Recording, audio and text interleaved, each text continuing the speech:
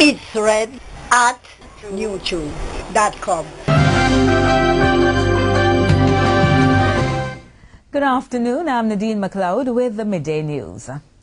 An audit of the stockpile of weapons is currently being conducted in all police divisions to prevent them from being reintroduced into the society and ending up in the hands of criminals.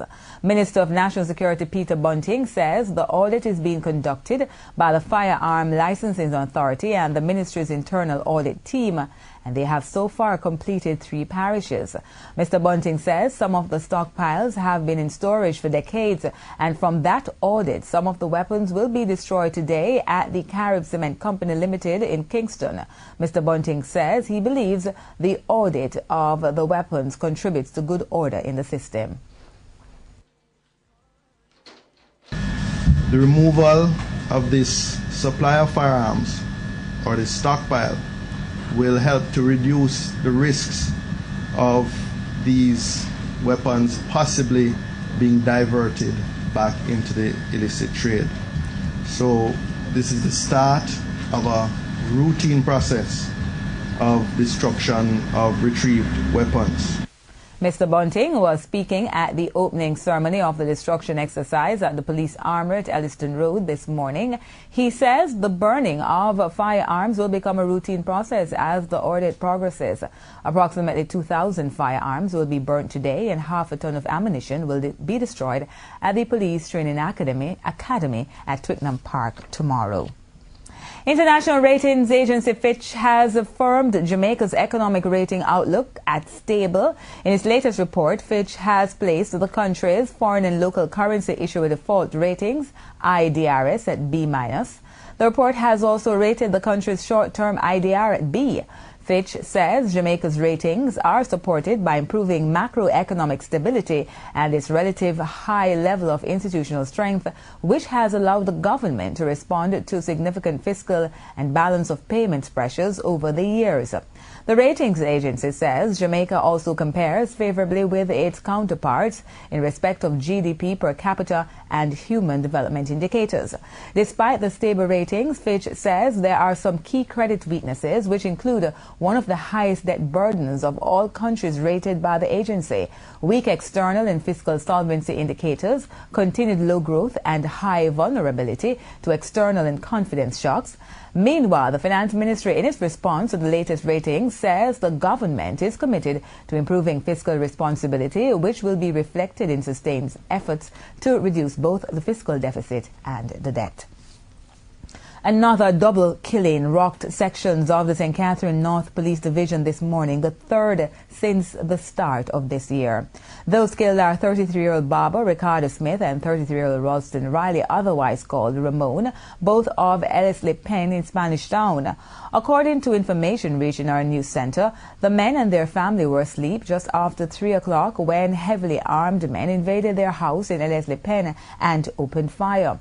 Mr. Smith and Mr. Riley were hit. They died on spot. The other occupants, which included women and children, escaped the gunfire. A police source says investigators are currently in the field trying to piece clues for a motive. Last month, 2 separate double killings occurred in the communities of Macuxpen and Job Lane. 18 people have been killed in the division since the start of this year. The police have blamed the Klansmen and one-order gangs for most of the major crimes in the division. And more than 20 people, including students, were rushed to hospital when 2 minibuses collided in Manchester. The buses were packed with students who were on their way to school. It's reported that shortly after 7 o'clock this morning, a minibus heading from Christiana towards Mandeville was overtaking a truck when it crashed into another minibus heading in the opposite direction. It's reported that the occupants received varying degrees of injuries. There were no reports of fatality up to news time. We'll have more information on this story in Primetime News. And members of the Constituency Development Fund CDF committee have unanimously agreed that funds should be made available to the 3 new constituencies.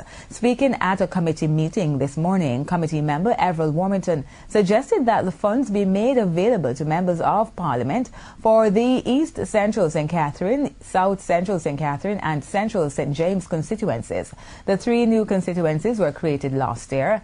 The CDF provides funding for MPs to use for their constituency projects.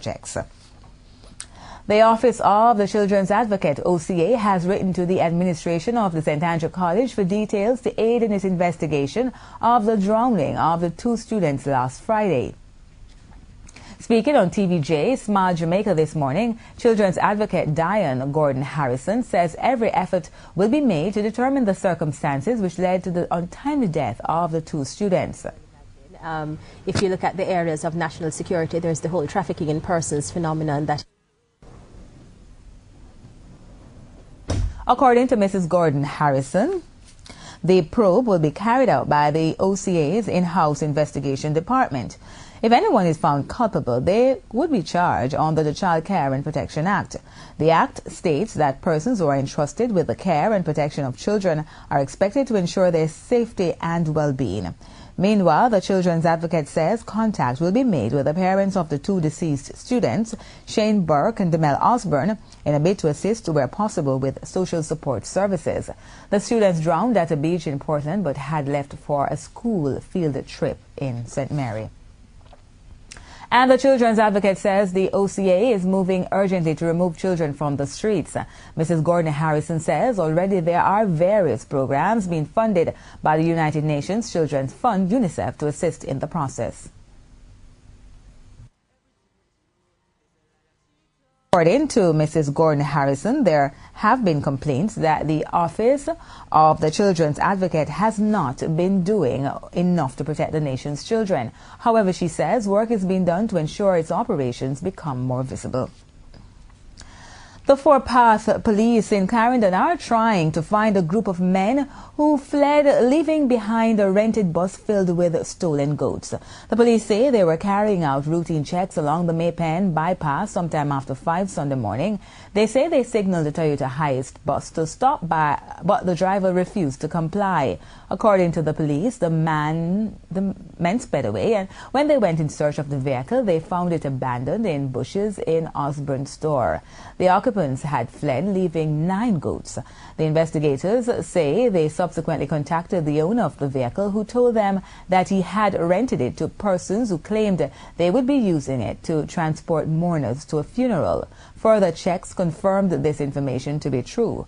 Persons who have lost goats are being asked to contact the Footpath Police to see if any of the animals belongs to them.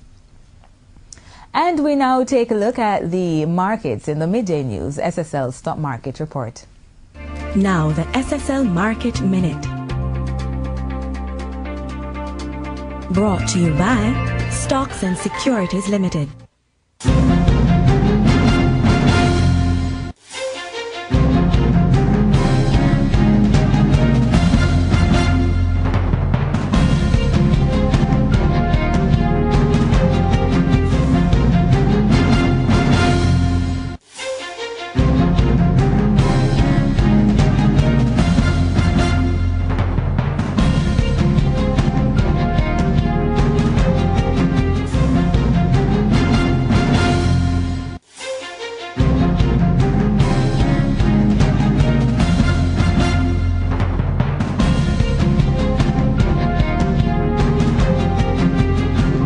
That was the SSL Market Minute. For more investor news and data, go to sslinvest.com. Stocks and Securities Limited. In news overseas, Russia's foreign minister is in Syria to hold talks with Syrian President Bashar al-Assad. All eyes are on the Russian foreign minister's trip. Just a few days ago, Russia vetoed a resolution of the UN Security Council condemning the Syrian regime and its violence against civilians.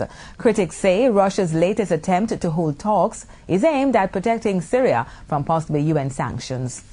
Up until this point, Russia has not been able to exercise any significant interest in dealing with its ally Syria. Russia has now protected Syria from 2 UN resolutions. It has repeatedly called on the Syrian regime to end the violence, to begin talks with the opposition, and to begin implementing more rapidly democratic reforms. And Syria has not responded in any meaningful way to any of the Russian initiatives so far. We don't know precisely what the Russian message will be to the Syrian president today. The Russian government has been very disciplined in not leaking or allowing this to be known before this visit, before this meeting actually takes place. But Russia will certainly be looking for some sort of commitment, some action on the part of the Syrian regime that will first allow it to save some face from all the heat that it has come under, all that intense international criticism for its decision to veto that latest UN resolution, but also to show that Russia does have a credible alternative, that it is able to influence events in Syria and it is able to solve this problem in some way other than the very tough measures that the international community has been trying to employ through the UN and that Russia has so far been protecting Syria from. At least 135 people have died as a result of freezing weather conditions in Ukraine. Severe cold conditions are expected to continue all week. Hundreds of people are being treated in hospital for frostbite, hypothermia and other cold-related conditions. Absolutely freezing out here in the Ukrainian capital, Kiev. The temperature this morning when I last looked at the thermometer was minus 18 degrees. It's predicted, forecast rather, to go much lower than that throughout the course of the day. And of course, at night time, new depths the temperature is expected to plunge to. It's all having a devastating impact on people here. Ordinary people with homes are managing pretty well. Obviously, their heating bills are going through the roof, but the authorities are moving to counter that by saying they'll subsidise any fuel payments that go above 15% of a household's income. The people who are really affected worst of all, though, Manita, are homeless. There are some 14,000 people with nowhere to live in Kiev alone, obviously a much greater number across the country. And they're having to endure these bone-crunching temperatures, and it's having a devastating effect. In sports news, concerns over Jamaica's batting have persisted into another season. And the game's longer format, with Chris Gayle, who top-scored in the team's opening win over the Windward Islands, unavailable for the remainder of the first-class campaign, the pressure falls on the remaining batsmen. Gayle had aggregated 167 runs in the first match. Brendan Nash was second best with 63 in the two innings. Their performance, coupled with that of the bowlers, was enough to give Jamaica an 81-run win over the Windwards. Captain Tamar Lambert thinks Jamaica may not be so lucky if the batsmen do not hold up their end against Barbados. Mental thinking of once I get a start, I need to carry on. As I said before, a lot of persons get started and then carry on. So it's just, just sit back, relax, think about it, think about what you have to need to do to score big scores on this wicket. A lot of us still want to play for West Indies, and if you want to play for West Indies as a batter, you need to score triple figures. Gayle is hopeful that things will fall in place, even with the absence of last season's top scorer, Marlon Samuels. I don't think it might be a mental challenge. The guys know I'm actually going to leave, but I'll definitely be missed. As I see today, that 164 was actually vital. Hopefully, the guys, someone can actually step up and get another 100 in the next game. We're long overdue for that to happen. Jamaica's team returns to training on Wednesday, 2 days before hosting Barbados in their second-round clash. And that's the Midday News. I'm Nadine McLeod. Join us at 7 for Primetime News. On behalf of the entire team, good afternoon. It's read at youtube.com.